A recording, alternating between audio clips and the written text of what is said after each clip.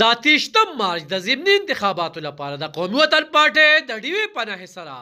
د تحصیل میئر امیدوار محمد ابراهیم مومن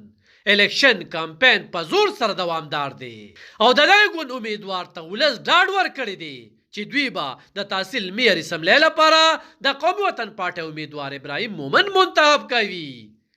ولس د آفتاب احمد خان شیرپو سکندر حیات خان شیرپو هغې خدماتو ته ګوري چې په سیلاب کې هغه د سیلاب ځپلو لپاره کومه لویه منصوبه راوړې وه او د 2022 وروسته یو وارې بیا یې 400 او په خاصه توګه تحصیل تنګي د لوی زیان نه بچ کړو. د تحصیل تنګي سره تعلق لرونکي ولس وایي چې قومي وطن پارټي په خدمت یقین ساتي او امیدوار ابراهیم مومن کې د خدمت ټولې خوبې موجودې دي او مخکې هم د خپل یونین کونسل ولس برپور اعتماد حاصل کړی دی او د هغوی بېلوسه خدمت په وجه د دې خلکو خال ښه شوی. د ابراهیم مومن انتخابي نشان چراغ یعنی ډیوه ده او د ولس نه یې په دې نښې سره